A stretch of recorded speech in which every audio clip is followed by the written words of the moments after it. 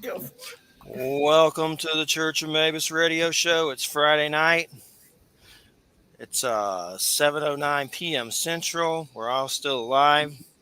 No nukes have gone off. No civil wars from Trumpel Gooch yet. But we got Wham representing with us. Hey, Last week I went to the drive-in. It was Christina's birthday, and we went there, and it was pretty cool. Drive-in. It was Starlight. I hadn't been to a drive-in in 30 years or more. I don't even remember going to a drive-in with my dad when he was alive in my PJs and like seeing E.T. and Star Wars and Indiana Jones and stuff. But this was pretty cool. I would, if you're ever in the area, Starlight, it's very nice. It surprised me.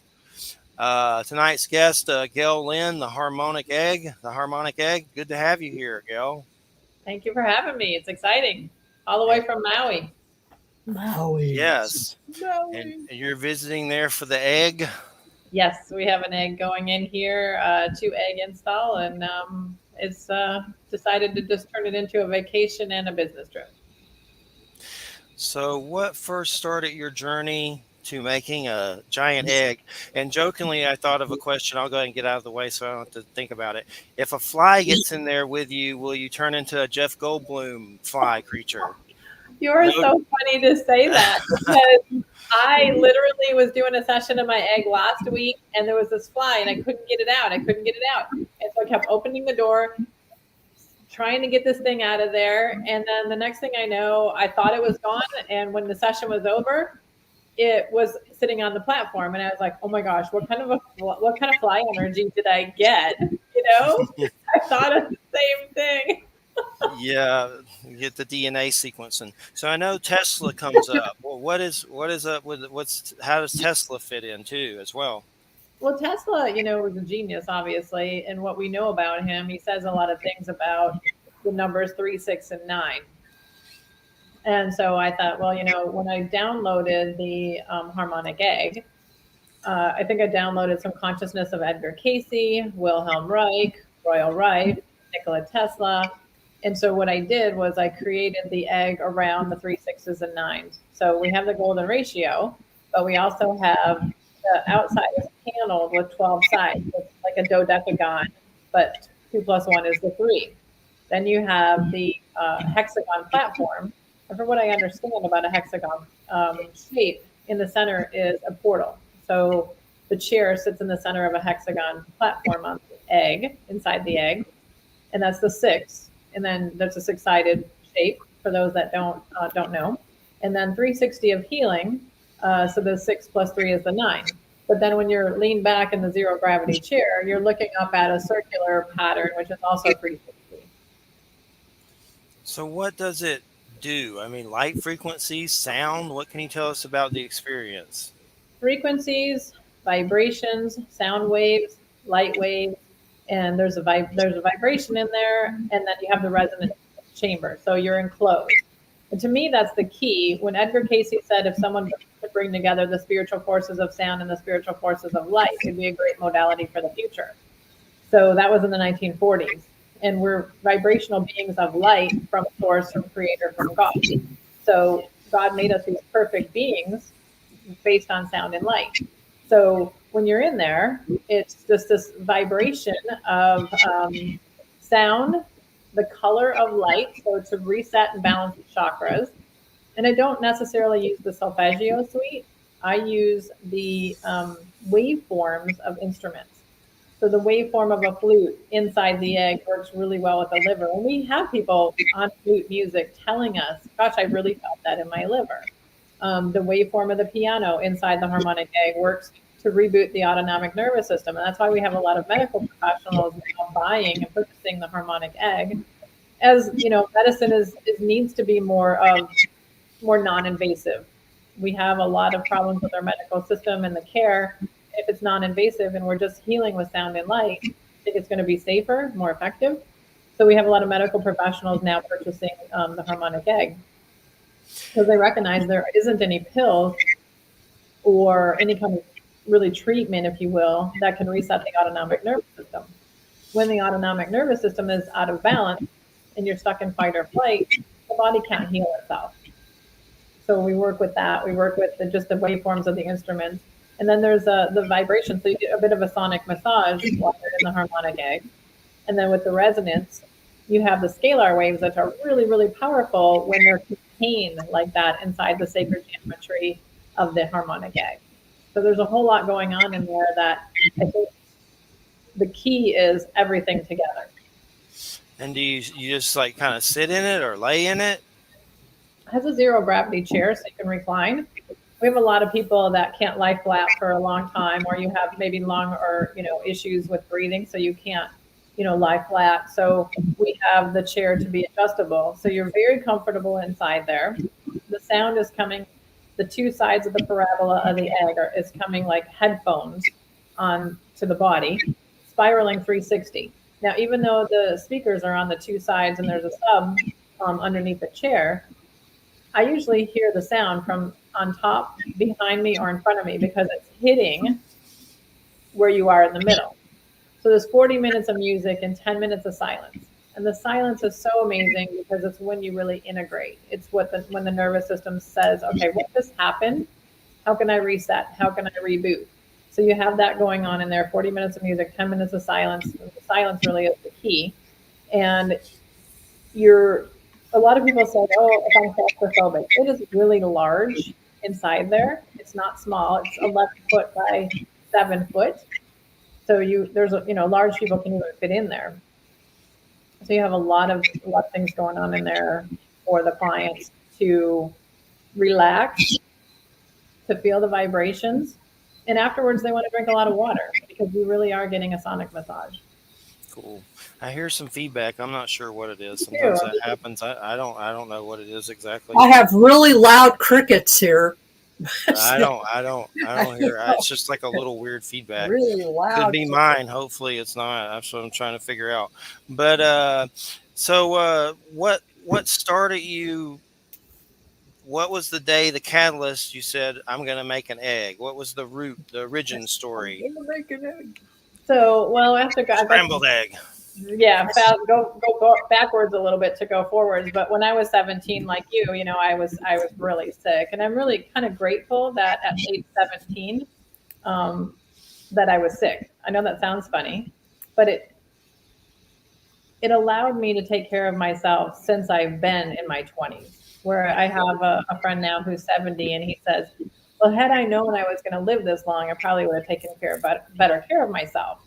But I said, no, you wouldn't have. You still would have been, motorcycles and girls and loud music. He would have still done the same things.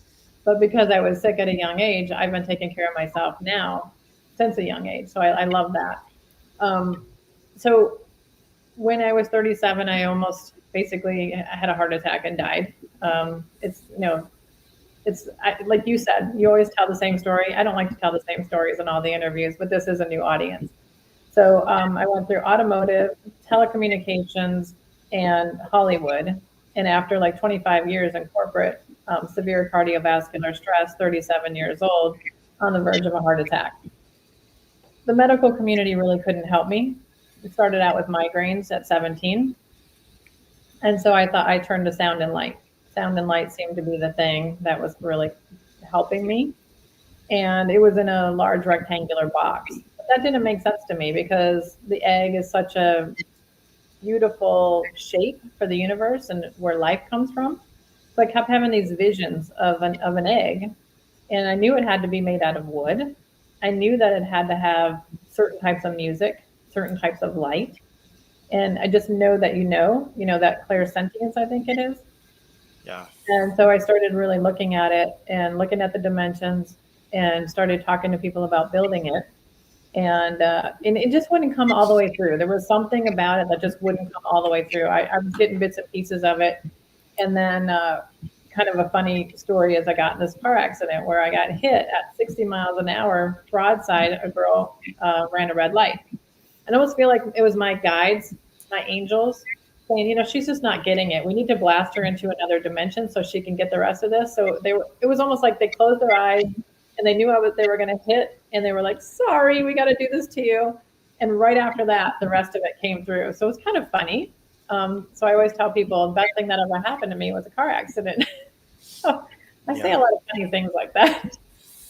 So when you say you download it, you think maybe it comes from the source or like you said, angels, and that's one of my big experiences. I've seen beings of light with my naked eye, and I do think there's something to light frequency in the sun and our souls, and we have some kind of connection there that is maybe that we are these beings of light, uh, and I've seen them, so it's you never forget it when you see two of them leaving your house completely sober and seeing them fly into the heavens like something out of a comic book. And it's just something you never forget. So it's interesting that you say with the light frequencies and stuff. And what does it do? Like, let's say, like, I mean, lately the world feels kind of like crap to me. Like, lately I feel like somebody beat me with a shovel. Sleep stuff, uh, I just feel like if there's a dark side, it's trying to kick my ass lately or something. But things are just so when you go in it, let's say you're having a day where you feel, unbalanced or, tired. You can go in it and what does it do? Does it regenerate your energy? Is it similar? Is there any connection to psychedelic experiences? Is it kind of like that? Or I mean, what can you tell us?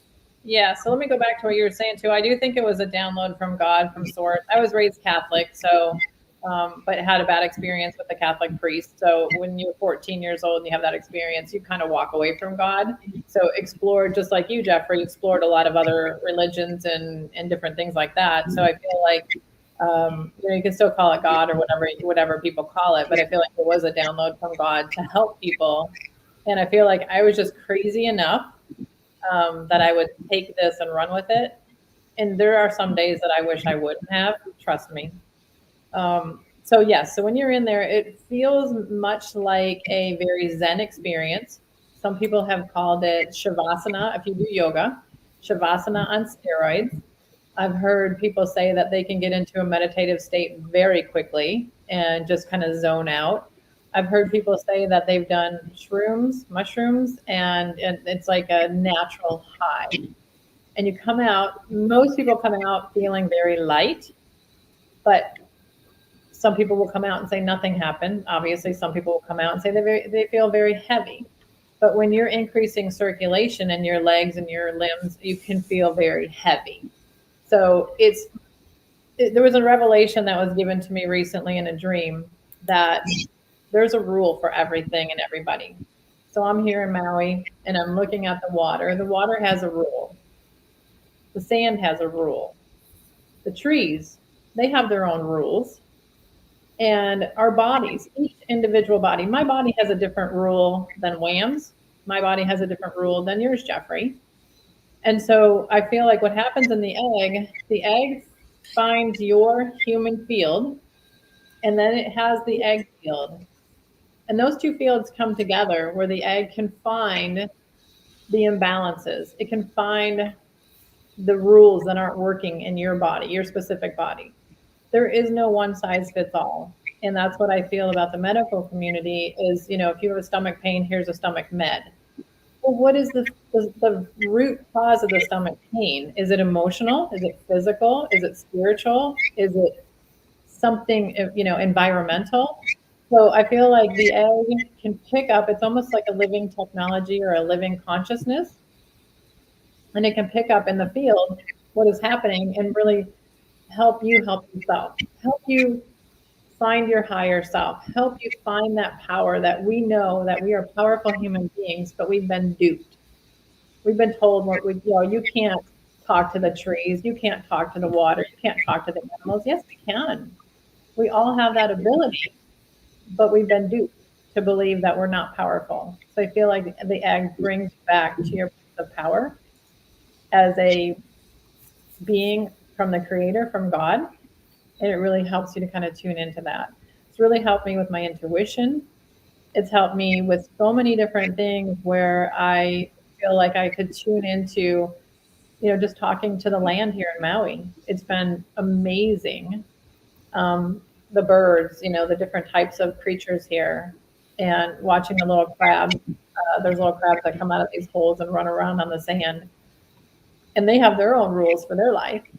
So it's been a really eye-opening experience to see the veil lifted, to see the cellular trauma released, and to bring us back to the power that we are as human beings. You ever heard of the term Merkaba? I'm still trying to figure out exactly what that is. It's light worker stuff, but something like it's kind of weird. Like I don't exactly. The Merkaba, it's Merkaba is, Merkaba. and it means chariot. The word comes from the prophet Ezekiel, and it refers to, at least in the Hebrew text, it refers to whatever mechanism it was that permitted Ezekiel to ascend to a place where he could see. He had this kind of visionary experience where he saw archangels and God and all, some vision of God and all this stuff. As when my rabbi professors put it, he's had a God sighting. But what in Jewish Kabbalah, the Merkaba teachings are a particular set of mystical teachings that are concerned with spiritual ascent. And so there are basically two types of Kabbalah. There's Merkaba Kabbalah, and then there's Bereshit Kabbalah. And most of Western Hermetic Kabbalah is Merkaba Kabbalah. And so this language has sort of been adopted by a whole host of new age thinkers, and the current crop of them go back to some of the stuff that J.J. Hertog was doing in the 1970s. Yeah, but it has to do with DNA recoding and all of that kind of stuff. But that's what the term means. Chariot is what it means. I know in light worker stuff, they kind of make it seem like you can make your own and just float off. You make your own chariot, like your own light capsule. That's the way J.J. Hertog describes it. Yeah. You make your own sort of light capsule, and I guess you could shoot yourself into space. I've seen weird stuff in the sky that might be that, but I've never done it. I think he's talking more about consciousness, shooting your consciousness into space. I don't know, physically maybe too. But that's where you get like the idea of the ascent. The ascent or ascension metaphysics, which is a certain kind of branch of that kind of new age thinking. Anyway, that's the history of it. How's that? Is the egg a UFO? Yeah, right. So I definitely get criticized for, saying, because a lot of people said it's very galactic. And they said, well, then a lot of the Christian people will say, well, I can't use it because it's galactic. But, my thing isn't God galactic? And so they said, well, if you say if it's galactic, it's alien. And so I have a hard time with now having 100 centers with all different types of clients. And there will be a client that says, I listened to one of your interviews and I won't use the egg now. And I feel so bad. And I take on, I think, a lot of guilt from my Catholic upbringing, because I'm like, oh my gosh, they are taking something so beautiful away from themselves, their family, their community, that could potentially help them so much. I have an uncle in the hospital right now. He fell down making a salad. Yeah, right. And he got a little cut on his knee. Now the salad fell down. Salad. I guess maybe he slipped on a piece of lettuce. I don't know what happened, but he's in Michigan, and he had a little sore on his knee, and it started to turn, black. And I told my brother, I said, it's probably getting staph. And you wouldn't believe the picture that I saw yesterday. I mean, a big chunk is out of his knee. I mean, this is a guy who went in the hospital with just a little cut, a little wound, and now he's in an urgent care. And I believe probably with MRSA, flesh eating. My brother said it stunk so bad. So, to take something like this away from people, it just makes me feel guilty. And I know I shouldn't take on that guilt, but I do. And I even felt guilty that I knew that this didn't need to happen. My uncle didn't need to go through this. I already knew what he could have done.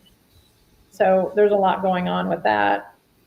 in the medical community that it's just really hard to go into a hospital and see something like that happening. And why not use sound and light for healing? Not Yeah. everything's going to heal with sound and light. Don't get me wrong. If I break a bone, I'm going to the hospital and get it set. Then I'm going to go into the harmonic egg and try to get it to heal faster. Well, I've heard of the med beds, even though I'm not sure exactly what it is, but I've seen people, going nutty about them lately on all their little channels or whatever. But I'm not sure. Where I work is before it's news, and I have to deal with a lot of political stuff from the right wing side, and it drives me nuts. But I've seen the med bed thing, like some of the hosts there, like going crazy on their channels about that. Is there any similarity to that? But you have to realize I'm not even sure what a med bed is either. I laugh at it because the people in my circle, I say, have you guys ever seen one? No, but they're the med beds. Well, have you ever seen one? No. Well, they've seen depictions of them, Photoshop. They look very galactic, very spaceshipy, but they're made out of metal and plastic, and they're going to use frequencies, and they're going to regenerate limbs, and they're going to heal cancer in a minute. I mean, I'm hearing some amazing claims. But they don't exist. But the one that I know has ever seen one. But then you start seeing, okay, there's this vibration bed, and now they're calling it a med bed.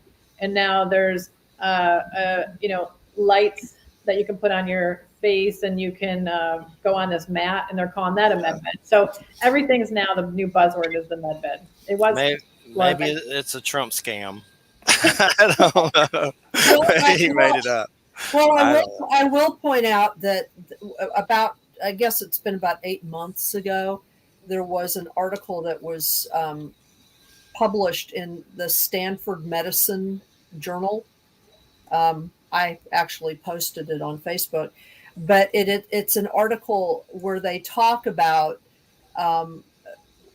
where they are using sound, very particularly sound, to do some very specific kinds of cellular things, especially helping cardio muscles to repair, because heart muscle is very specific. It's a very specific kind of muscle, and there are some unique challenges that cardiac muscle has when it comes to repairing after say a heart attack or something.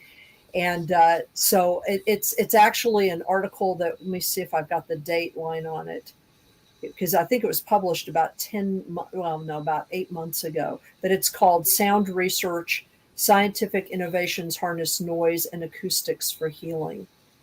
So it's real stuff. I mean, there are scientists that are beginning to use this, and there's actually an app that some scientists have developed in order to help them sort of gather sound and test its various qualities, in the field, because there are so many sounds, Right.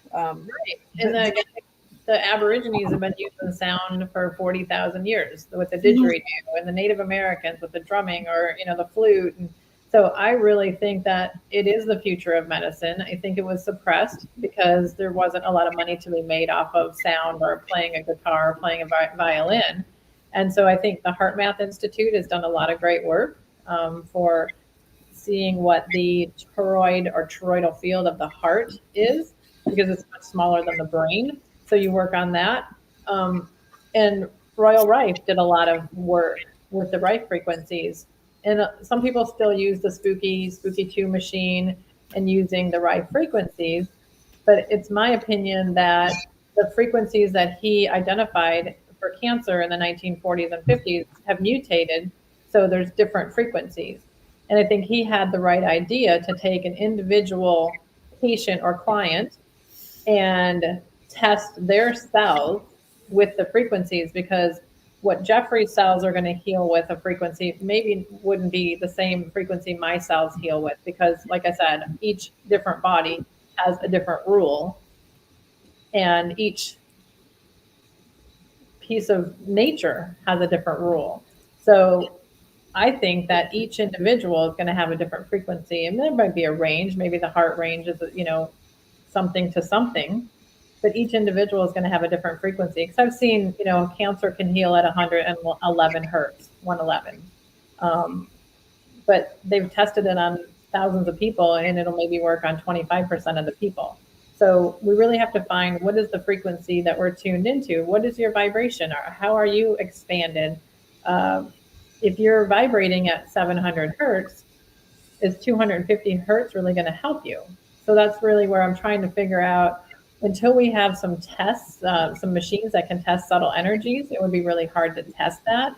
But I'm really excited about what I'm seeing in science, and I'm really excited about doctors coming out and coming forward now saying they want to use frequency medicine. I think we are on the verge of this just exploding, and I'm so excited about it, supporting all the different modalities that are coming out. And every day now I'm hearing, have you heard of this machine or this modality or this? And so it's exciting. It's exciting times for us to find these non-invasive ways to heal and to find ways that our organs can work more in harmony as an orchestra. And then chakras and the energy systems and stuff. I definitely think there's something to it for sure. But now I got to ask you this question about Elvis Presley, Hunka Hunka Burning Love. Where does this all fit into this? We gotta hear this. Elvis the Capricorn. Yeah, he was Capricorn for sure. Nick Cage, the Elvis fanatic. Are we talking about sex or rock and roll or both? Or drugs? Don't forget that. Yeah. So how did you get into the Elvis connection? So I was married to a shaman, and we decided to get married, which we shouldn't have. We were doing business together, and basically, my life is stranger than fiction. So truth is stranger than fiction. Go off to Peru with my shaman husband, and he leaves me for the assistant tour guide while we're in Peru and tells me he wants a divorce. And the whole thing. Stellar dude. Yeah, stellar, right? So that was a hot mess. Worked with the Peruvian government, found out that she had done this to other Americans, but he was bragging about how much money he had. And, long story short, we got divorced. And so I was with my girlfriend for lunch, and I saw ladies self-defense kickboxing. I'm like, oh, heck yeah. I'm going in there. I'm going to get some of this anger out. What happened to be that Elvis was an 8th degree black belt in Kempo karate, and it was a Kempo karate school. We had a gentleman by the name of David Stanley who was going to do a seminar for us, and my Sifu announced that he was Elvis Presley's stepbrother. Of course, I laughed. I said no one knew Elvis Presley. It would be like knowing Mickey Mouse. No one knew Mickey Mouse. So after he threw me down on the mat because I was kind of, challenging him, and slammed me down on the mat, and I was looking up at him. He's like, I'll bring in some books and I'll show you. So he brings in some books. This is me and Elvis. This is, I'm on stage with Elvis here. Here's, Elvis here. Here's me in the car with Elvis. So really what happened was Vernon Presley lost his wife. He married Dee Stanley, who was David's mother. So at 4 years old, David Stanley moved into Graceland Mansion, not knowing what a hound dog was, not knowing what blue suede shoes were, not knowing what an Elvis Presley was. And he became a family member and went to work for Elvis when he was 16 years old. Elvis took him out of school. And he said he would get him the best tutors money can buy. And one of the first scenes in our movie, he's shown with, 16-year-old with 2 hookers. There's the tutors, right? Mm-hmm. So David and I were together for about 7 years, and we made this movie called Protecting the King. And how that came about was David was more of an evangelist, a motivational speaker. And because you guys know I'm crazy and I take on these challenges, I said, what do you want to be when you grow up? Because he was teaching people, what's your dream? What do you want to do? And I said, what do you want to do? He said, well, how can I do anything bigger and better than Elvis Presley, who was my father figure, my mentor, my friend, my brother? I said, I don't know. There's got to be something that Elvis couldn't do. And he said, nope, Elvis could do anything. He could walk into the president's office. He could get a police badge from every city we visited. He was everything. But his manager, Colonel Parker, would not let him direct a movie. So I said, guess what? Dude, you're directing a movie. And he said to me, have you ever made a movie? I said, nope. But how hard can it be? That is that's the curse right there when you say that. How hard can it be? Stupidest comment I ever made in my entire life. 7 years later, we did walk the red carpet at the Cannes Film Festival, Cannes, in France, and we had a great time. It went right to DVD. It's for sale in 18 countries. It was fun. I would never do it again, but I would do it again. If that makes sense. Mm-hmm. And we had a blast. We did it. We made a movie, and I know more about Elvis than I ever want to know. But if you're talking about somebody from biblical days, this guy was magical. This guy was a healer. This guy, the stories that I've heard, and I know some of the Memphis Mafia, they will take some of the stories to their grave, which some of them have passed. But some of the best stories and some of the worst stories about Elvis. It's crazy though. If I'm not starstruck, I've met a lot of people, but if somebody says, is there somebody that you could have met, or if you wanted to meet somebody, it would have been Elvis, because David would say you could walk into a room and feel his presence. And the day that Elvis died, David said he pulled up to the house knowing Elvis was in the house, and he was a 20-some-year-old kid. And he said, I knew he was not, in the building, if you will. He said, I ran in the house, he was dead. But he said, I knew he was in there, but when I pulled up to the house, I didn't feel him like I used to. Is that crazy or what? Yeah, I see that Protecting the King on Amazon has really good reviews, and he protected the king from everyone, but no one could protect the king from himself. Yep. And it was funny because Elvis I have felt his presence, because he even came to me and I felt the energy, real big energy, thanking me for, just kind of guiding David to something other than, living in the shadows of the king, if you will. And there was just some really amazing energy that came through when, he thanked me. And David was, he didn't know if people liked him for who he was or who he was. A lot of people gravitated to him because they just wanted to be around this guy that grew up with Elvis. And I think it'd be hard to be Priscilla, Presley, or Lisa Marie or David, just not knowing who likes you for who you are or who you are. I think, didn't one of Elvis's relatives take his own life not too long ago? I remember something like that. I don't know. Someone that was connected to that. I saw it somewhere, but I'd have to look it up. You ever seen Bubba Hotep? Yeah. That was such a funny show. Yeah, Bruce Campbell. Joe R. Lansdale, the author, wrote that book, and it became the movie with Don Coscarelli, the guy that did Phantasm. But Joe's been on the show several times, and it's just what I always think of when I think of Elvis too. Sometimes. I still kind of have daily Elvis sightings, or now I have daily egg sightings. A lot of times we were driving down, we saw an egg sitting on someone's, patio. So it's like these egg sightings, but they had a lot of daily Elvis sightings. And if you guys haven't seen the show Orville, Seth MacFarlane. Yeah, I've seen some of it. Show. And the one Mocklin, Bortis, he gets on stage and he's, singing Elvis songs. I'm like, oh, Elvis again? Like, he's just an icon that's just never going to die. Definitely. And I've even seen weird UFO Elvis stories. Maybe he saw UFOs or something weird. I remember Timothy Beckley. He's passed now. He's like a big UFO guy. Had weird books with like Elvis UFO stuff and stuff. Maybe Elvis saw a UFO or something like that. I'd have to look it up. He was pretty spiritual. He read a lot of books. And I will say to your audience, too, that David said he never saw him eat a peanut butter and banana sandwich. He doesn't know where that came from. Definitely.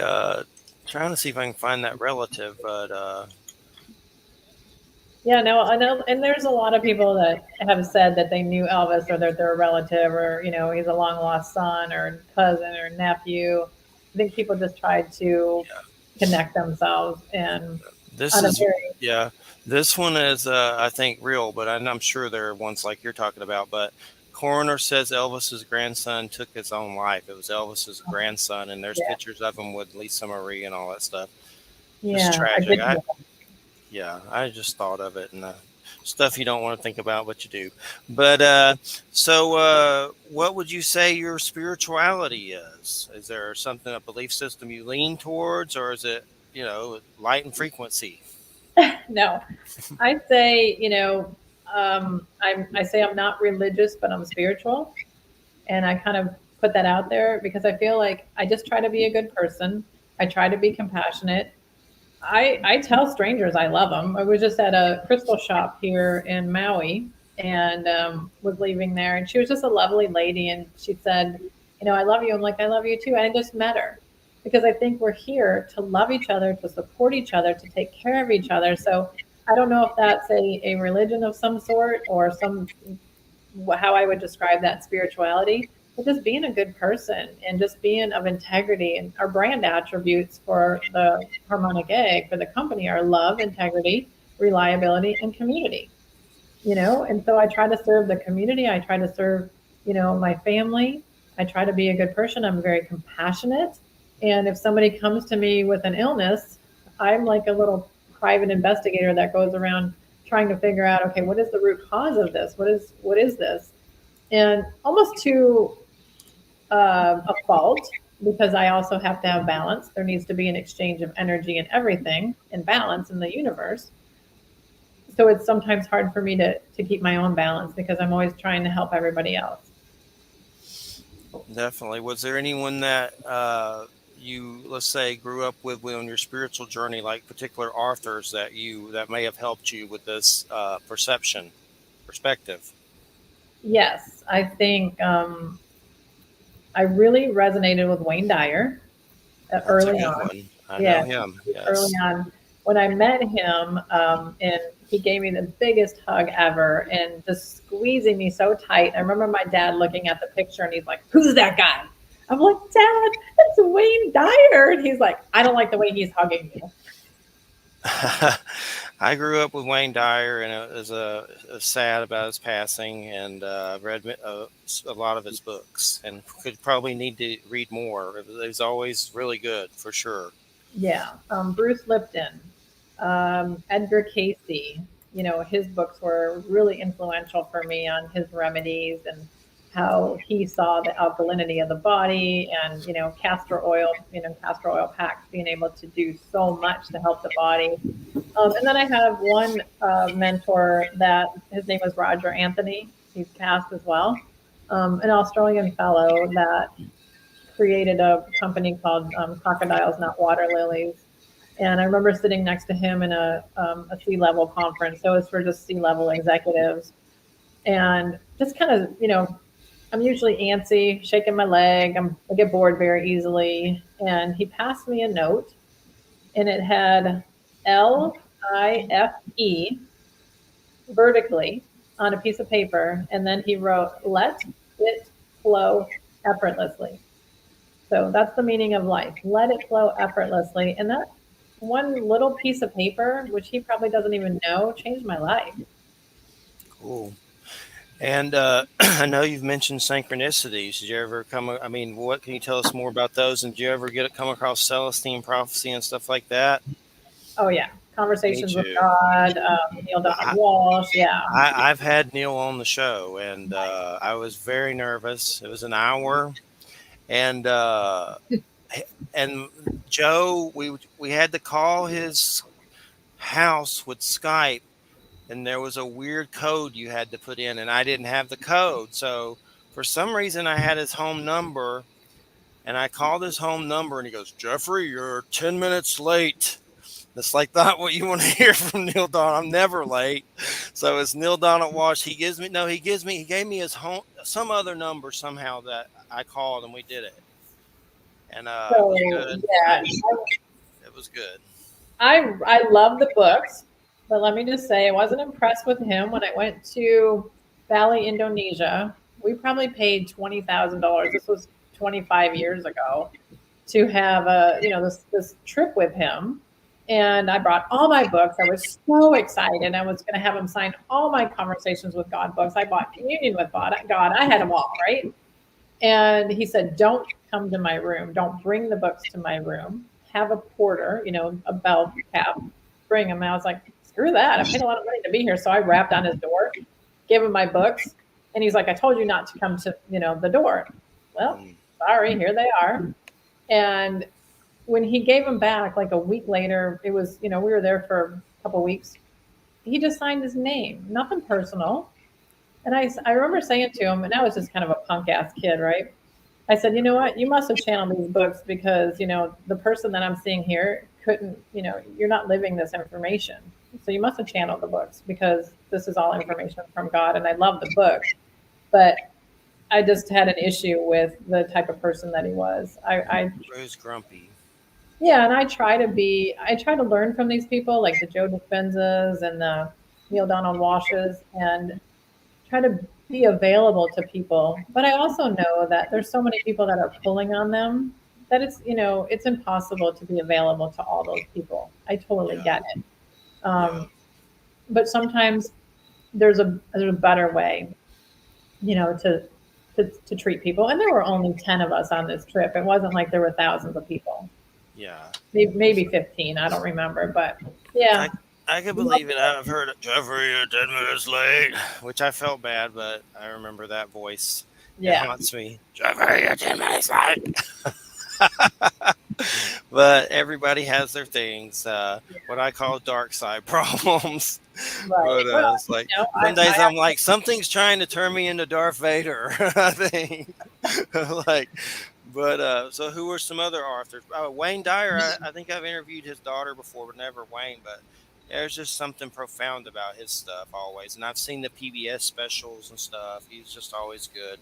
I was sad they died from leukemia, I think it was, or something like that. Yeah, I think so. It was very sad. Sucks. I was devastated. That sucks. Yeah.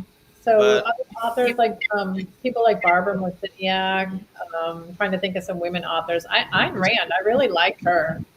That's the Palladian lady, right? I've had some of her Barbara books. Mosiniak, yes. Yeah, she wrote Earth. I love, some of her work. There's, gosh, the list can go on and on and on.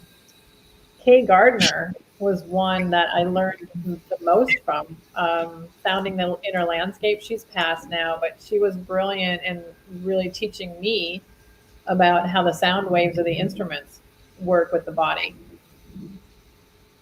Yeah, she was kind of groundbreaking. She was one of the first people to really do that kind of stuff. You knew who she was. Nobody really knows who she was. Yeah, I mean, I remember who she was because in the early 80s, I guess it was maybe about 82, 83, I worked at an alternative bookstore, a collective in Kansas City, Missouri, and among other groups that kind of catered to the women's community and to New Age community and whatever was considered alternative, especially in Kansas City, Missouri. And Kay Gardner came actually several times to the Kansas City area, both as part of sort of a psychic fair that we would have there on occasion, and also, we had a women's festival once where all these I personally carted Starhawk back and forth from the airport a couple times. So it's like, so I got to meet like a lot of the women who were sort of instrumental in sort of bridging the gap between alternative spirituality and the women's movement and all those kinds of things. And so but she was one of the first people to actually make recordings of this kind of stuff, then there was, of course, the what's her name? Okay, I cannot remember. Lynn Redford. What's her name? She made drums. I can't remember exactly, but she was instrumental in some of the early rhythm stuff. I like, have you heard of Ani Williams that does just teaches people about how a missing tone from your voice actually cause a physical ailment in your body. And I've taken her class. I've been, communicated quite a bit with her. I would call her a friend. I interviewed her on my Gab with Gail. I have a Gab with Gail that only reason I have it is because I want to highlight people that don't market themselves, that don't put their ego out there, and they're not highlighted enough, and they're brilliant, because I think it's about the marketing and maybe your PR agent that gets you out there. But there's some brilliant people that aren't out there that people need to know about. So I highlight them with my Gap with Gail. But Ani is a mentor of mine for sure. Carolyn Mice and Norm Shealy, Dr. Mm-hmm. Norm Shealy. I've met Norm, but I haven't met Carolyn. But he's taught me a lot, the energy medicine and the medical intuitive stuff. There's so many. I've read thousands of books. I spent 13 years in college and didn't learn anything. And then I've probably studied under about 13, 15 different doctors over the last 10 to 15 years. And that has been priceless. Taken webinars on how to read blood work and done stuff like that so that I could serve the community to the best of my ability without treating or diagnosing, not being a medical professional. But I love trying to figure out what's wrong with people. You ever come across Shakti Gawain? I always say her name wrong, I'm sure. Shakti Gawain. Yeah. Shakti Gawain. Yes. Shakti Gawain. Creative visualization. I have like 5 of those. How do you make it so complicated? Because I'm from Georgia. It's fun. You know, And I'm on, you have no idea how many different ways and syllables into Llewellyn. And it's like Lou Ellen. Oh my God, you guys are so funny. It's a mix of Georgia and medicinal weed in Florida. But so what's the future of the egg?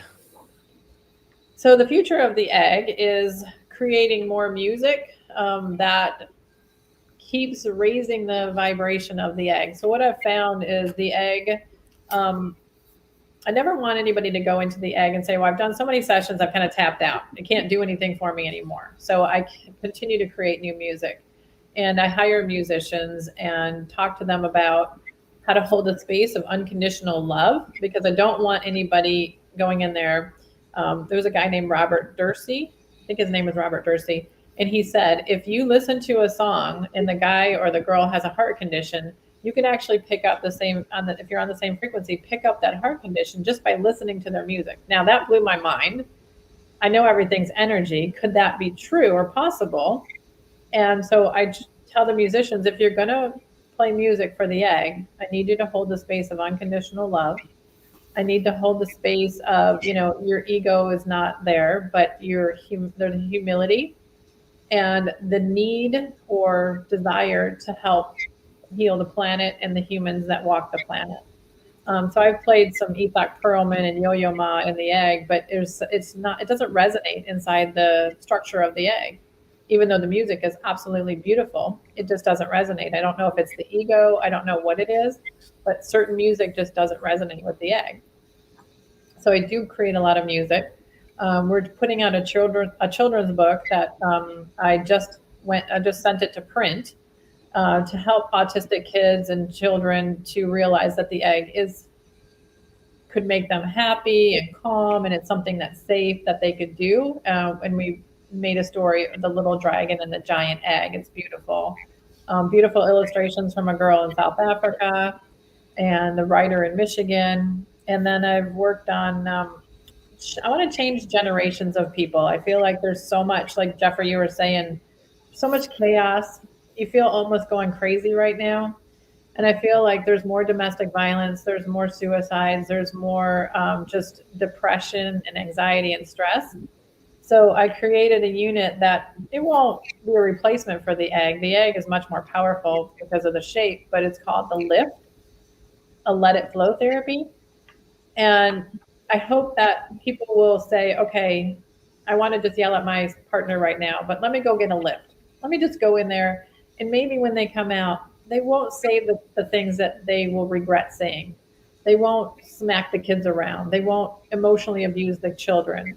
And their children then won't abuse their children. I think that there could be generations of people that can change from having the stress relief and balancing their body, resetting the nervous system, and allowing them to maybe think before they speak, and maybe to see what their sense of purpose is on the planet, and to maybe not check out, if you will, early, because they just can't handle things anymore.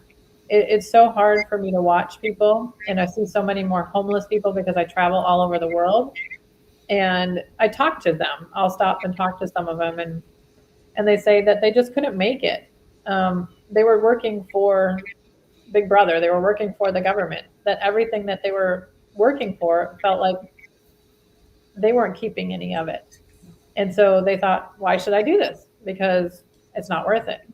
And so they became homeless with no responsibilities, no bills, no stress. And I just want to see some changes in the world. I want to see, when I grew up, I'm 52. We could afford a yearly vacation on, my dad's salary as an automotive worker. We could have a house, and they had a car, and I just feel like it's hard for people to make it these days. And I would love to see the stress relief and some hope. Yeah, there's a lot of stress in the world. My dad, he pretty much worked himself to death, and then when I got sick with cancer, he blamed himself and all this weird stuff. And I mean, it was just crazy of the stress. I've seen it. I've seen what it does. And he was a workaholic, and he died from it, a heart attack. And and it was crazy with the insurance and all that. Like they said at one point, one of the bosses told him, you should just let him go because it costs so much or something, like just some cold, crazy comment that was just weird. And so I know exactly. And then when it comes to insurance and stuff in this world, with that's why I like Bernie Sanders so much. There were people that were dying working up to the day to try to get him elected who had no insurance and died from cancer like a few days later, because he was trying to get people insurance to help people. And I know it's a complicated subject, and in the long run, I'm kind of glad he didn't win, because I feel like that position pollutes you and turns you into a murderer. So he's probably better off not being a president. So, but that's a whole nother story. And the things with vibrations, just something off the cuff that's kind of off the cuff and a little wacky. We had a scientist on named Dr. Richard Allen Miller, who supposedly, well, it is Fox Mulder from the X-Files was based off this guy. And he started to do the X-Files and create it, but something happened and Chris Carter took over. And this guy's been on Coast to Coast, and it's a crazy interview. He reminded me of the scientist from Rick and Morty. Rick, you know, like it was crazy. But I asked him off the cuff, and I don't subscribe that I believe this 100%, but I think there may be something to it. And I realize just saying it sounds bat crap crazy. I've wondered if there's a point where foreign nations are using energy weapons to alter our moods. Like, let's say China or Russia could have a satellite that puts an energy vibration down that makes you more aggressive. Lately, you've seen all this stuff with comedians, people attacking comedians, like the Chris Rock thing. And there was another comedian, I can't remember, another black comedian that had a crazy attack. But everybody seems really aggressive. And I've heard people say that there's things going on with the energy fields and, the sun and, just, cosmic crazy rays. But what if some of these countries, I mean, it's possible, but I know it sounds crazy. Energy weapons. I know they had energy weapons with the Iraq war that you could aim at people and it like helped to make them surrender or something weird. So that stuff's there. And then living in the world where you have to you can't really wrap yourself up in tinfoil to, to avert the rays, but there's something to it. But anyway, I asked that scientist just kind of jokingly, and he was like, yes, they are. But also I've had a CIA former dude, Robert Duncan, on, who made some technology that they took from him and used it to abuse people. And he came out about it and whistleblowed on it. And this dude was really in the CIA. So I know there's stuff there. I may not know the details. I still think it sounds crazy, but it's just, there's got to be ways to combat, even if it's a frequency that's cosmic compared to, a dopey satellite trying to, do whatever to you. But it's just a world of frequency. So it's good to talk about the positive ones, my point, I guess. Yeah, Try to no, figure it out. absolutely. Do you know David Hawkins, Power versus Force and Eye of the Eye? I've heard the name, yes. Yeah, and I've worked with some doctors who use his frequencies, and they've tested, people pre and post with the egg, and they said, okay, they're 250 hertz, living in anger and, hate. And then after the egg session, they're living in, more of the love frequency. So it is my opinion that you are correct, that I know that this stuff is going on, and I don't live in any fear. But how I feel like I can combat that is to stay in a place of love, because love heals all. If you're living in hate and anger and fear, I feel like it can attack you more than if you're living in love and joy and happiness, gratitude. Some of the mantras from Sanskrit mantras or Tibetan mantras, Buddhist mantras, like the Gayatri mantra, is about love and gratitude. And it came out during COVID that the Gayatri mantra was killing COVID. So I started researching that because I am a crazy analytical engineer researcher, hot mess. And I started researching and I said, what is it about this? What is the meaning of these words, these vibrations? Because it is vibration, these mantras. And basically came to the conclusion they were about love and gratitude. So then I said, well, is love and gratitude killing COVID? And I believe that you can live at a high frequency. And if you're, herpes is maybe a frequency here, but if you're living here, you won't contract it. A lot of people say, oh, well, I've been exposed to all these different diseases, but I don't get them. And then someone else gets exposed to the same diseases and they get every one of them. Why? Because they get out of tune or imbalanced. Right. And, Yep. And the Gayatri, which I'm sure I messed that one up too. What is that? That's something about the sun, right? The sun, something about the energy in the sun. It's got. I've read it somewhere recently. The Gayatri mantra. Yeah. I said it wrong too, Jeffrey. Don't worry. Wham's here to correct us. We're good. Gayatri. What is it? What is it? How's it go though? Off the cuff, like something about the sun, right? Do you know Wham? Because I can't pronounce Well, it's often used as a sun salutation. I mean, there's like a short version of it, and then there's a big long version of it. If you want to hear a short version of it, all you have to do is tune into the opening credits of the remake of Battlestar Galactica, because they play it. Cool. They actually play it. Om Borbuva Suva is the first line. There are a number of really beautiful like musical versions of it. Yeah. But it's a classic Sanskrit mantra. It's sometimes called the sun salutation. Is that what you're thinking of? Yes, yes. And the reason they call it that is not so much because it says stuff about the sun in it. I think it does in a later verse, but it's because you get up in the morning and you say that as a prayer as the sun is rising. So I think that's why it's called that. That's interesting. I've had some strange sun experiences, and there's one that's from the Egyptian Book of the Dead, something about, oh, ye and your shining disk above the horizon. I know that one. But there's definitely something to our connection with us and our energy in the sun. And I try not to say bad things about the sun, even though the heat of it annoys me to death sometimes. But I don't try to curse it like the sun, blah, blah, blah, because I don't want to. That doesn't seem like a good thing to do. Because if it just turned to darkness, we'd freeze to death, right? We'd all be dead. So I try to respect it. But here it is. It's from the Rig Veda. Om Burbuva Siva Tat Savitor Varenyam Argo Devasha Demahi Diyoyo Na Prachodiyat.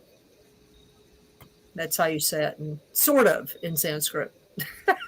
I'd say my pronunciation is great, but yeah, it's. You're wealth of knowledge. I love it, Wham. It's. I just had to remind myself. It's from the Rig Veda, and it's dedicated to the Vedic deity Savitri, and it's actually what makes it distinct. The term Gayatri itself is actually the name of a goddess, and it's a deified form of the rhythmic meter that part of the Rig Veda. The Rig Veda is in certain types of meters because it's poetry essentially, and Gayatri is one of the most revered meters, and it's so revered that it's seen as a deity, a goddess. So it's actually worshipped in and of itself as the meter itself is the rhythm is worshipped as a deity. I've seen that Watchtower book when they leave it or whatever. I'm not a member of that, of course, but they have the sun on there, and it's like a dude sitting in a chair in the sky.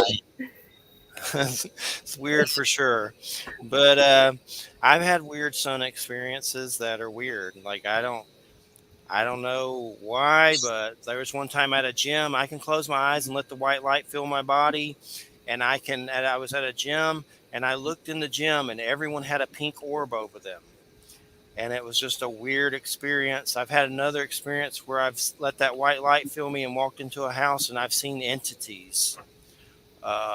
One looked like a weird gray astral alien that was really creepy above a lady that was transitioning that was 90 something when we were doing hospice stuff there. But so it's like it gives you like almost it's like a gift, like in a lot of religious pictures of Jesus and stuff or whatever. And there's a sun, there's a connection, sun deities or whatever. Mm-hmm. But and I've had some weird psychedelic experiences with psychedelic kind of stuff with the sun. That was seeing aerial like golden amoebas near it, like something aerial in the sky, like that you would think would be in the ocean but was in the sky around it. So one time, which I don't want to get into too heavily, this one's a little weird. I don't know if I've ever told this one. I probably shouldn't. But there was a psychedelic experience where I was reading the Bible. I saw the sun turn into an angel and fall from the heavens. And it freaked me the hell out. The repeat of Fatima. There you go. Other people were like, I see the curtains move. I'm like, I saw like the weirdest thing ever. But anyway, there's some weird sun stuff. I think it's like a big dude. Maybe it's a big lady. I don't know what it is, but there's something going on. Well, it depends. It depends. I actually do believe that what we call the celestial bodies or whatever, that they are expressions of, they have, what we see of the planets are kind of external expressions of something else. I think everything physical is an expression of something else. But every now and then you can kind of get a sense of that. I don't know if you've ever listened to the recordings that NASA has made of all of the sounds that the planets make. Yes. Uranus and Neptune are weird. I mean, they're weird. And then there's this one, I think it's one of the moons of Jupiter. I think it is. It's either one of the moons of Jupiter or one of the moons. No, it's the moon of Mars. It's Phoebos. Listen to Phoebos. I'm serious. Look at the spheres. I'm sorry, what? With the music of the spheres. Well, all you have to do is get on YouTube and search NASA recordings of the planets. Okay. Got it. And they've been able to, basically it's the basic vibration that the planet emits that has been then, it's been brought down in pitch so that we can hear it. Okay. Because a lot of times the frequencies are way outside of our ability to hear. But Phoebos, they have also done this with they've been able to pick up some of the stuff from some of the moons, like Titan and Europa and some of those. But both of Mars moons give off really weird signals. And what's weird about both those moons is that they're very small. And the signal that Phobos gives off, I don't know. The first time I heard it, I was like, what the hell is this is like the strangest sound I've ever heard in my life. I mean, it made the hair stand up on my head, and I have a lot of hair. I mean, it was just really, it was creepy. It was weird, but really interesting. So you got to listen to those if you haven't heard those. Those are, I mean, some of them are really cool and meditative, you know, and some of them are just like, wow, that's the voice of Uranus. Okay, then. I remember Uranus is particularly interesting. I bet. Uranus, well, Uranus is an interesting planet because it's the only planet in the solar system where its axis is horizontal. So it spins like this. And most of the others spin around, you know, like we do in various, you know, and it's got some unique properties. You know, it's one of those planets that causes scientists to go, I wonder what's going on there. What are those harmonics about? You know, it's got its own ring system. It's very interesting. So, but the sounds are really amazing. I listen to them sometimes just to hear them because you can tell that there's stuff going on there. Well, and the voice of Earth is different than you'd expect.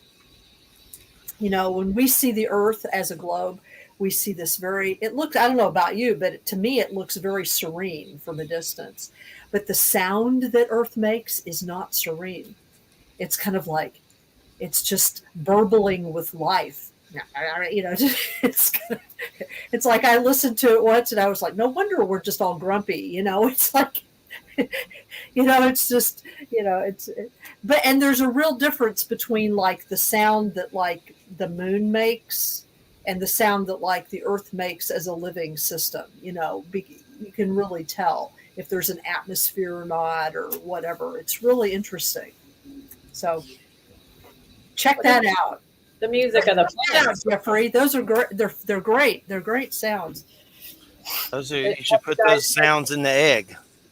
Yeah, we did some songs of the redwood trees where you can listen to what the plants give off, the energies, the vibrations, and I kind of get into fights with people because I try to go very deep. And I said, so you're playing this music, but you're saying that the redwood is playing in the tone of C or E.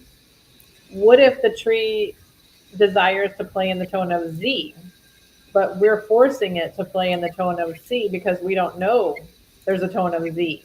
So, you know, I are we really listening to the true expression if we're saying we're playing it in the tone of C? So I look at that kind of stuff and I try to do a deep dive into, is it really the true expression of the plant? Right. Well, I mean, like I said, with regard to the planets, we're obviously not listening to the frequencies as they occur in nature because we wouldn't be able to hear them. Right. You know, so what they've done is they've processed them so that you can hear them. In the processing, did the human process it correctly with the true expression? That's always my question. Well, that's always the question. I mean, I don't know that it's processed completely. You know, it's like, you know, I mean, it could be that this really weird sound that comes off of Phobos is something remarkable. I don't know, but when I hear it, it's like, oh my God, this sounds like something that they would use in a horror movie, you know, or some kind of weird space thing, you know. A Lovecraft deity. Yeah, Lovecraft H.P. Lovecraft creature. You know, but Azathoth is coming. Oh my God.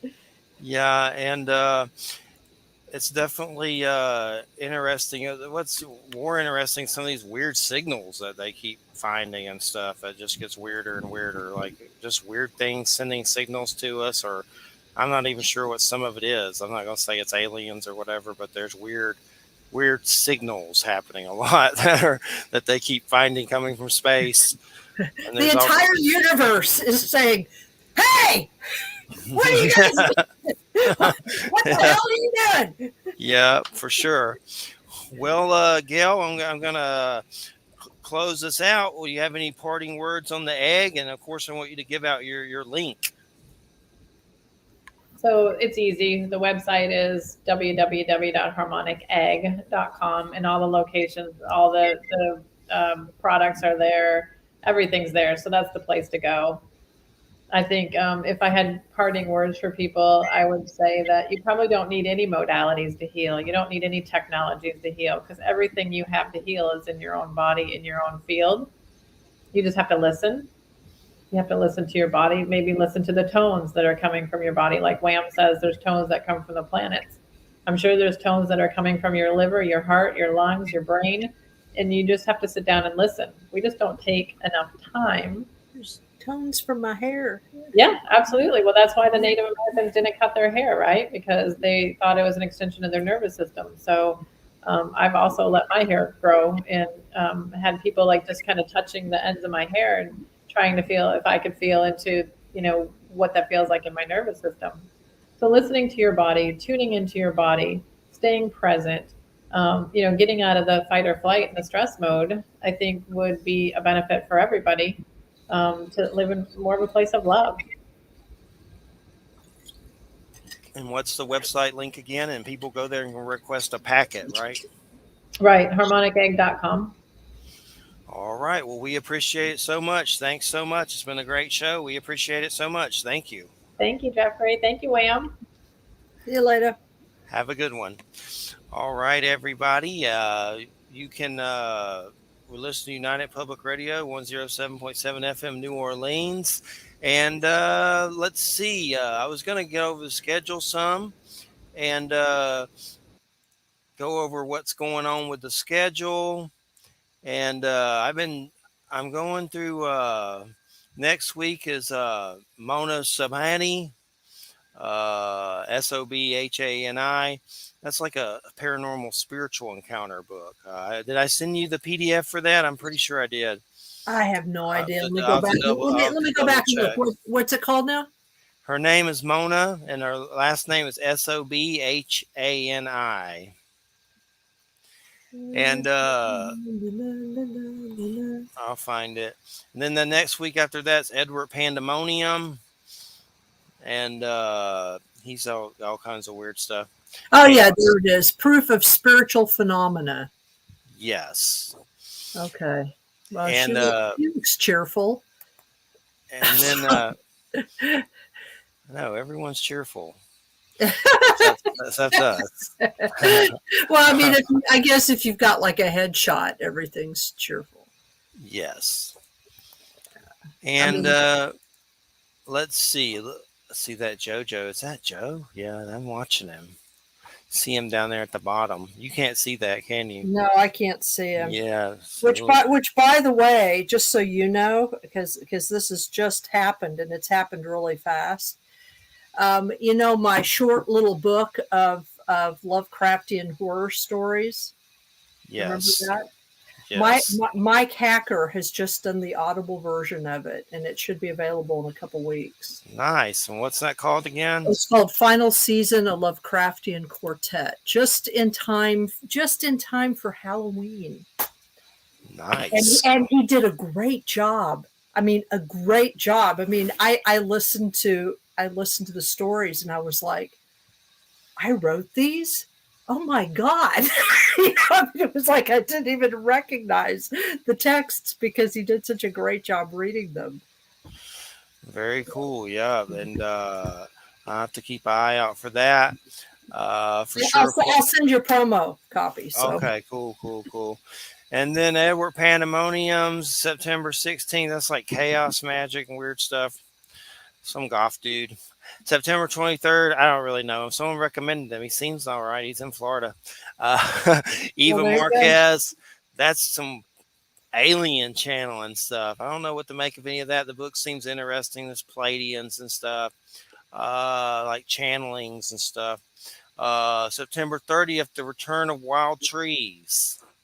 Wild Trees, the animal biologist. Yay, Wild Trees. That's one of Stephanie's friends. Yeah. Yes. And he's a good interview. He's funny. October 7th is When You Return, Jonathan Hunt.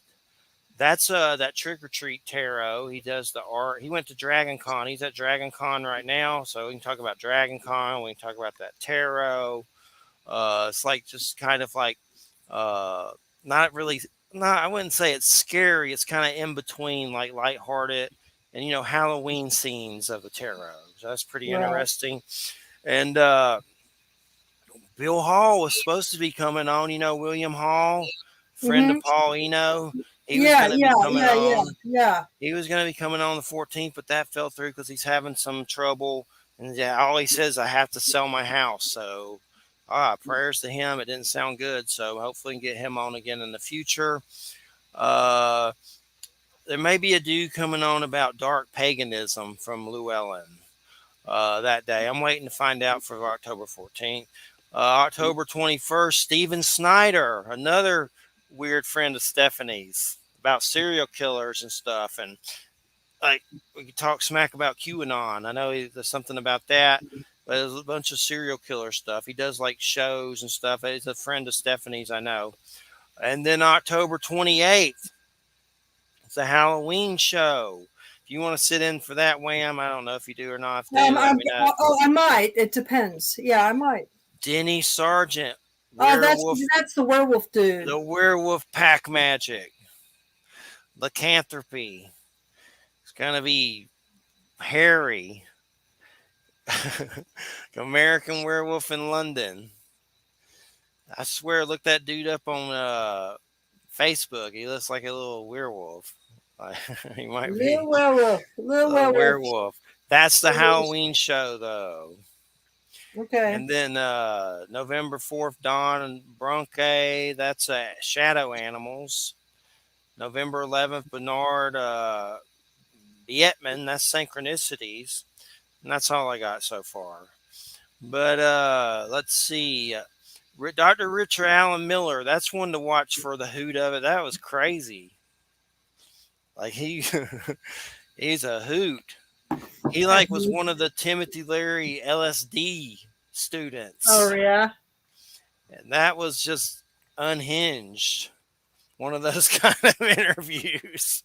But it was unhinged. Well, supposedly Florida's going to be drowning soon, he said, and all kinds of stuff. He's really smart, but he reminded me of the Rick from Rick and Morty. I haven't told him that, but somehow that Fox Mulder's based off of him. I don't know, but I mean, he claims that it's on his bio. He has some like school for gifted children. School for X-Men.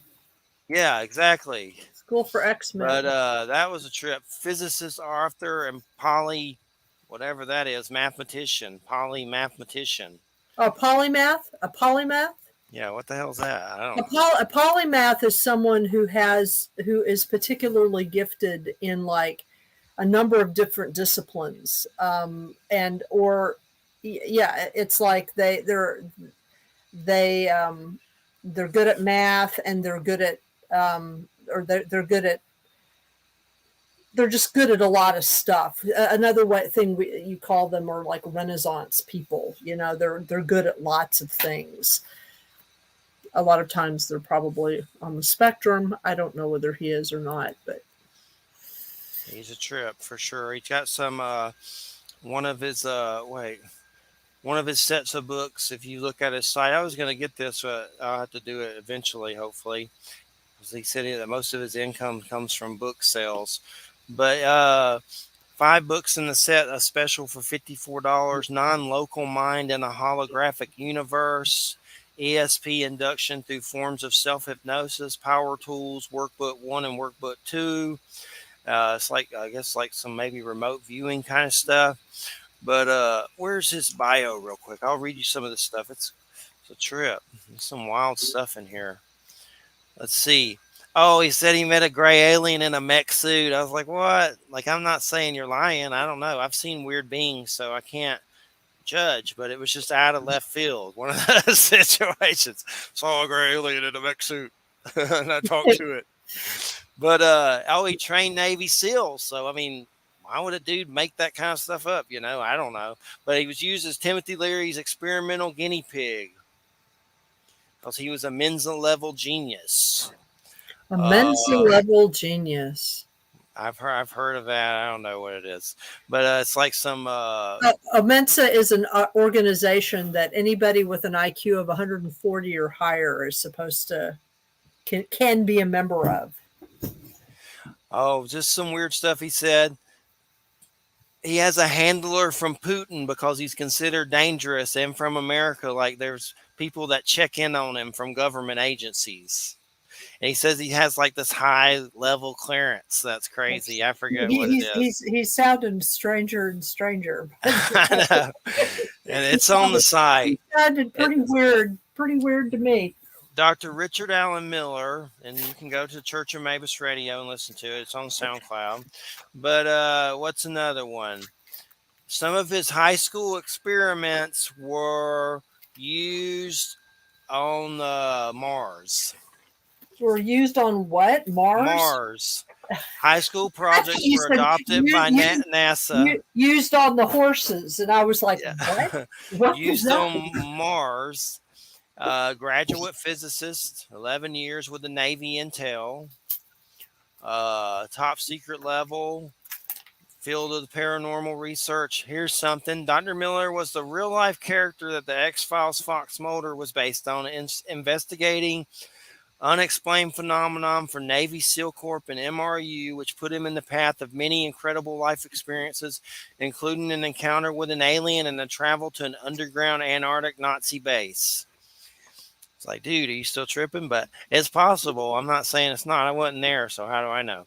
I've seen little weird beings in the woods standing around a black box that look like child was, so a witness, so I can't. But I mean, some of this stuff you're like, what? But he's dead serious. That's why it's interesting, no matter what you think. Yeah. Be interesting to hear him talk.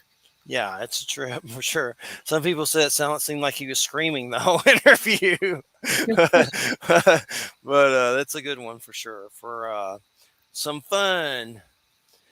But I've been watching What We Do in the Shadows. It's almost over. This season was okay. It wasn't as good as some of the other ones.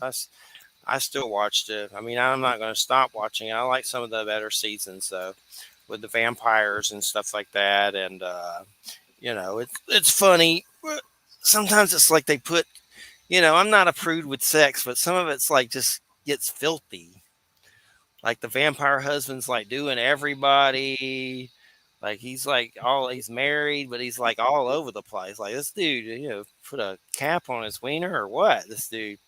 It's by that. Yeah, he's out of control. But it's like a big orgy, this show. But What We Do in the Shadows, I'm still watching it. I like the little Colin Robinson energy vampire. That's I guess my favorite one.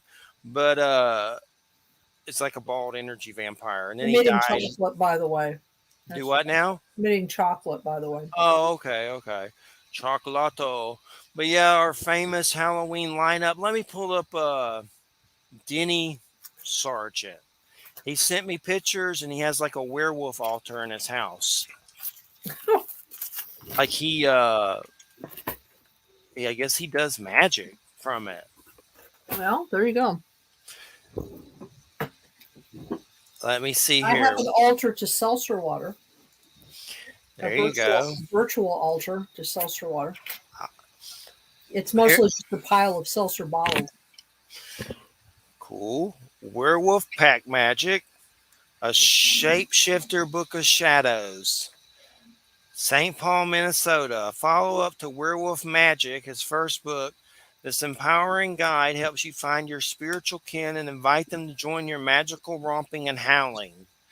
Denny Sargent shares a plethora of group rituals designed to free you from the restrictive chains of civilization, and with your pack, return to your true home in the deep heart of Mother Nature. Werewolf Pack Magic acts as the Book of Shadows for practitioners of all levels, offering a wide variety of practical wolf-inspired spells, rites, and rituals of power. You'll explore pack initiations, shape-shifting training, pack Sabbath celebrations, and ancient werewolf festivals. This guide shifts werewolfery from a solo pursuit to a raucous social celebration. So that's the Halloween show. This dude says, I don't know what the Minnesota thing was about, but it says Seattle, Washington, I guess is where he's at. Writer, artist, and university instructor who has a master's degree in history, intercultural communications. He has written for magazines and anthologies in the U.S. and Japan, has written books and articles on paganism, Western occultism, folklore, magic, and Tantra. Denny is the author of 8 books and co-author of 2 more. DennySargentAuthor.com. That's DennySargen2 Arthur.com. If you want to look there at some point or look him up, you can tell me if he looks like a werewolf. Okay, well, I'm looking at his books right now. He also wrote a book called Your Guardian Angel and You. Tune into the signs and signals to hear what your angel guardian angel is telling you. Well, that's sweet. He wrote that almost 20 years ago. Uh-oh. He must have got bit at some point. I guess. Yeah. Something happened. But, so have you checked out the Rings of Power yet? I'm going to. I saw it had some decent reviews, but I haven't had a chance yet.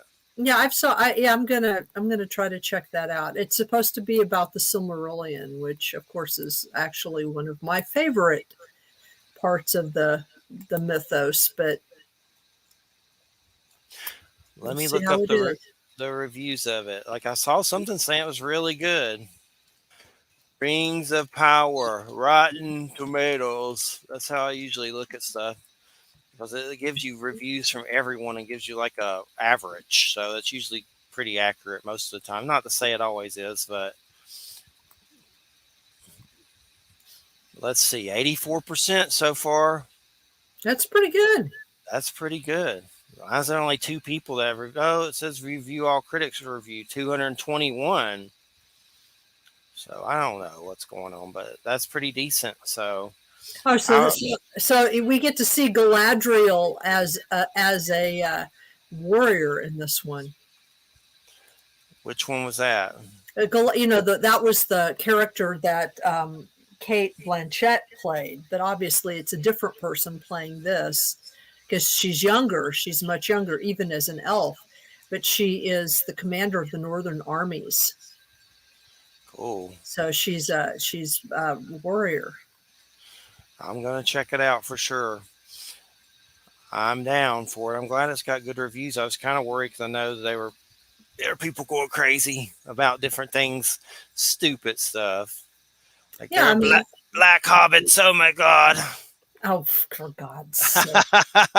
Now they're mad about She-Hulk because she twerked or something.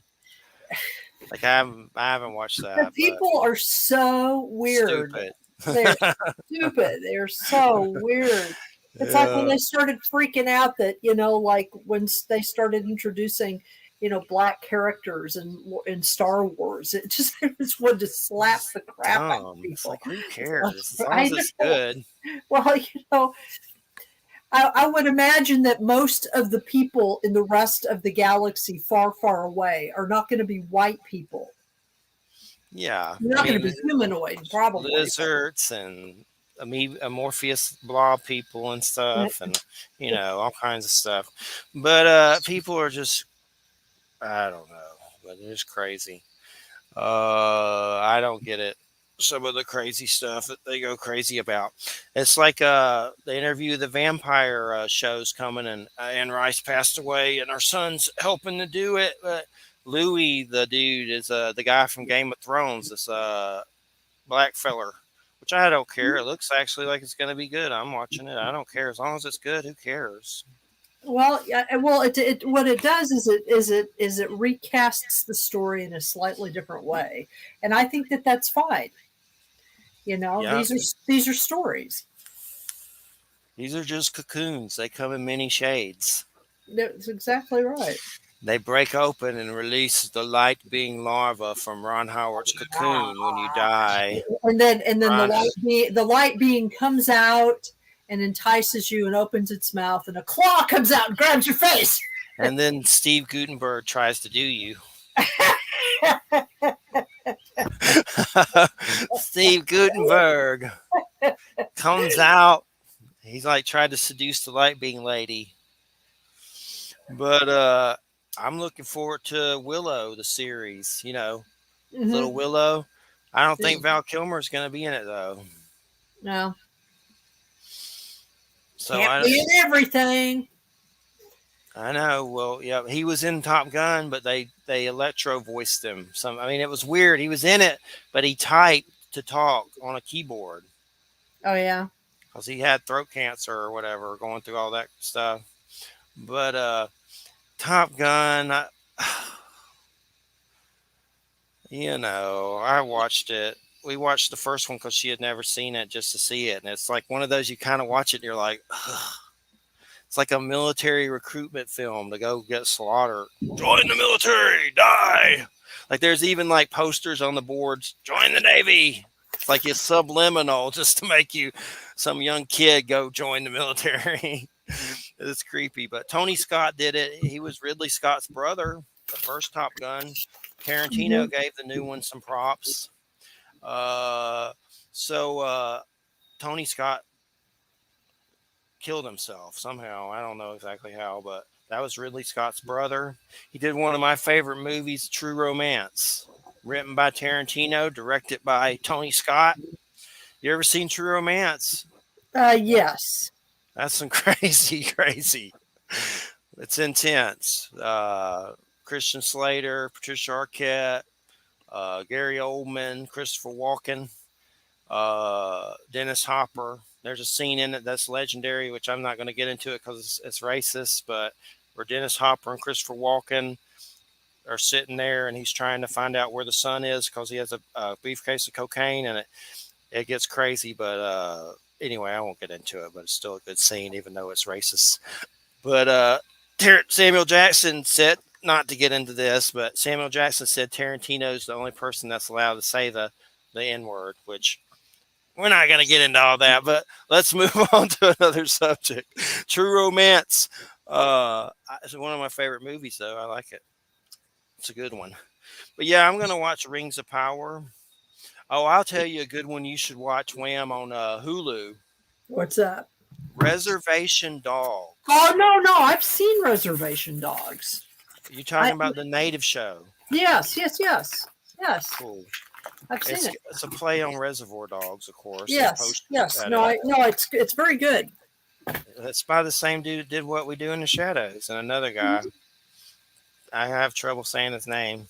Dekahidi Wakiti. New Zealand. Something like that. But you say it. You know how to say it? No. What now? Well, his name, I'll spell it to you. You'll spell it to me. Okay. All right. Go ahead. Taika. Taika. That's the first one. Oh, Taika Waititi. Yeah, that's it. I can never Waititi. say that. But he's Say Taika. Taika. Forget how it's spelled. Just okay. I'll just never say it. But he did the Thor. He did several Thor movies. They're going to give him a Star Wars. He did another one that's good. Our Flag Means Death. It's pretty good on HBO. A pirate show. It's funny. But he like everything he does pretty good. Like good hits for sure. But he helped with Reservation Dogs. Mm-hmm. What I like about Reservation Dogs is a lot of legends from natives in it. Right. No, it's a good show. It's a very good show. We're seeing. Did you see the one with Bigfoot and Deer Lady and all that? All those? Mm-hmm. Bigfoot was in it. Yeah. Deer Lady. Like, I don't know. This season hasn't really got in. There was a weird scene with the light in the sky when they were in the construction site. That was kind of interesting in this season. It was a spirit or something. But yeah, it's good. I like it. It's on over, I think, this season. Who's the guy in it? That's from Last of the Mohicans. Gosh, that dude. Hold on, let me find it. I would know his name normally, but right now I just can't. Not Russell Means. Is this the Wes Studi? Oh, yeah. Okay. Yeah. He's in it. That girl from Prey was just in it. The Amber Thunder something.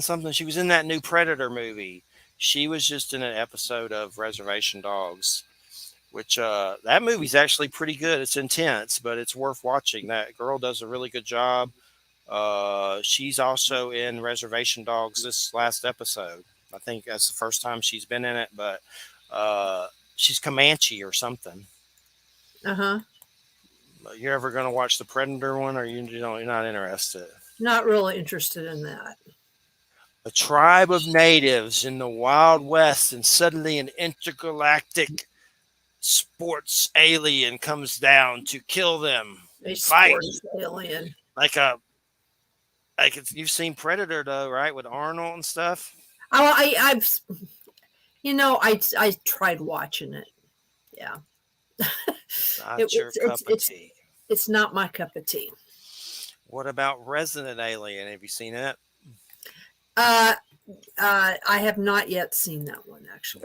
You would like it. I've heard that I would like it. I just have not. Yeah. It's one of those I haven't. It's like I've got a list. Yeah, I know what you mean. I just haven't sat down and watched it yet, but I've heard that it's good.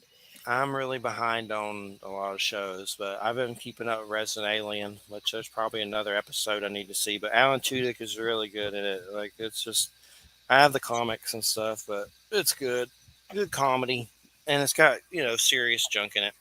But it's worth seeing.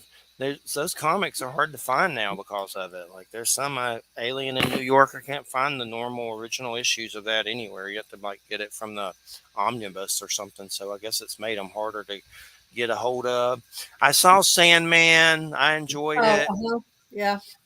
A lot of dude stuff, which not gonna gripe about that on air, but I was like, oh man, this is constant with this. But but that's I'm not gonna judge all that. It was still good. I enjoyed it. Man, those comics from Neil Gaiman, you better forget about thinking you're going to find those. Like, I looked those up on eBay. It's like, I'll never own those.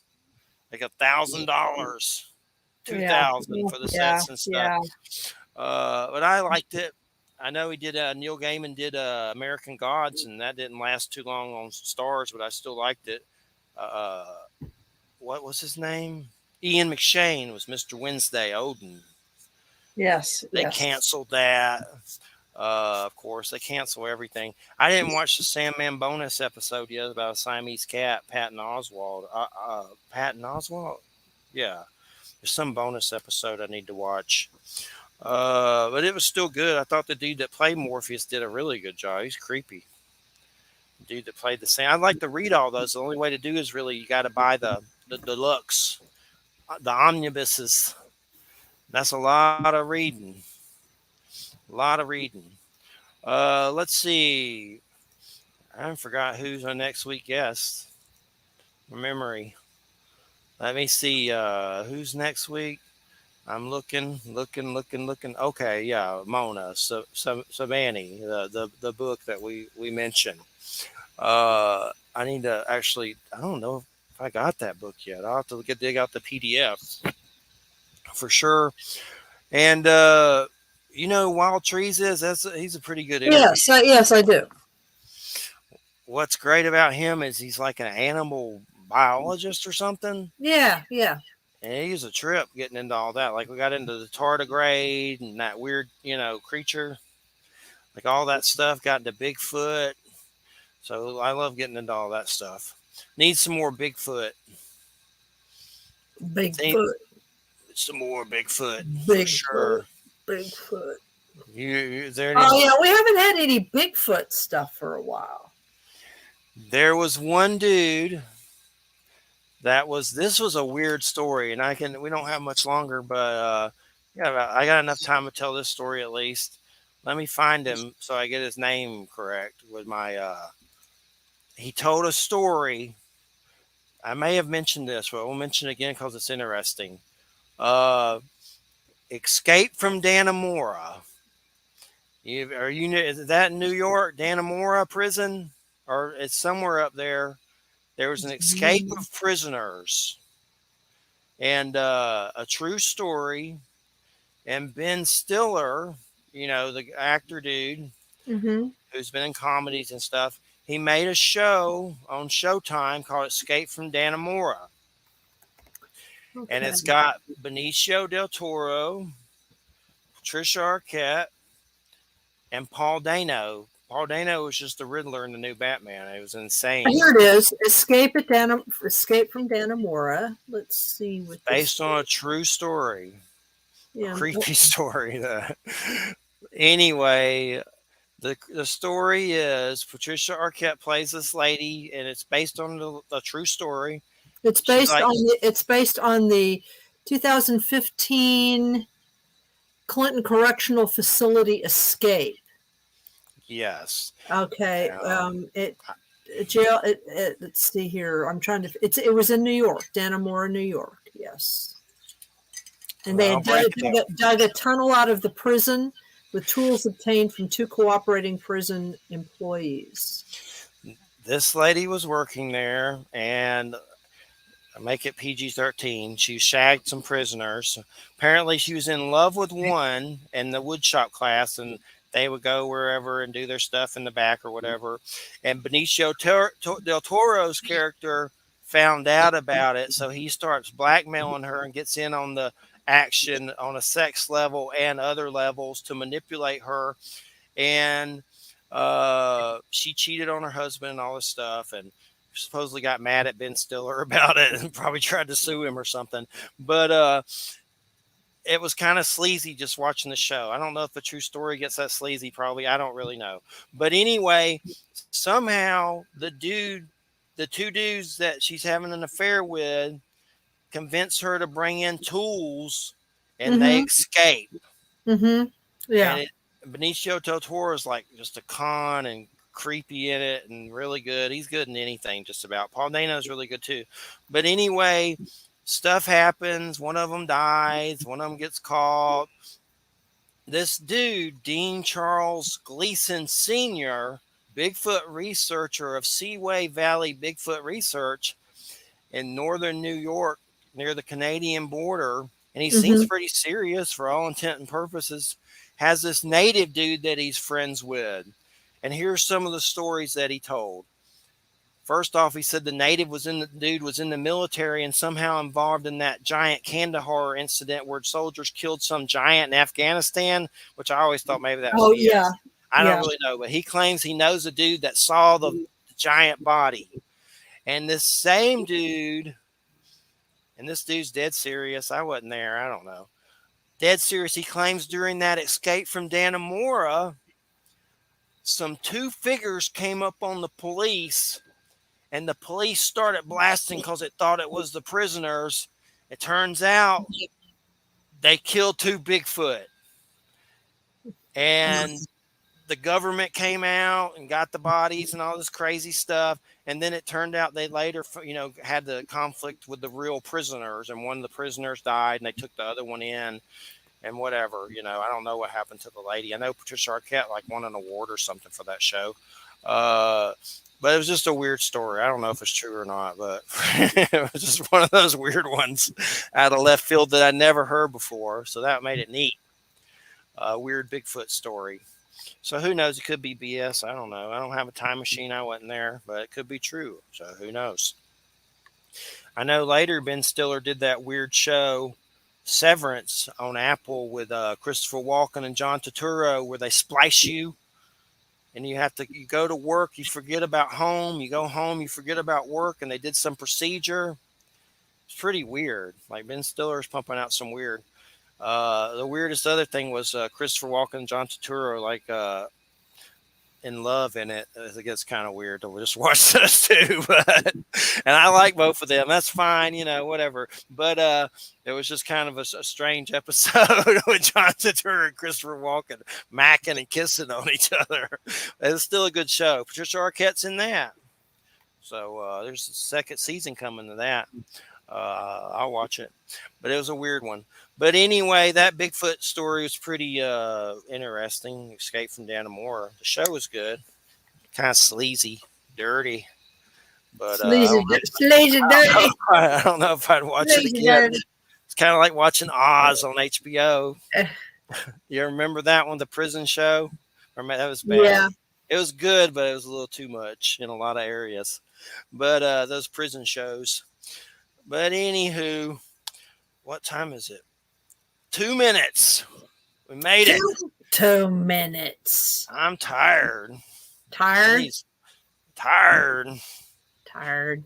My redneck comes out when I'm tired. You go to bed. Joe left. That's good. He's listening. He said, Secret listening. Nothing's interesting here. Yeah.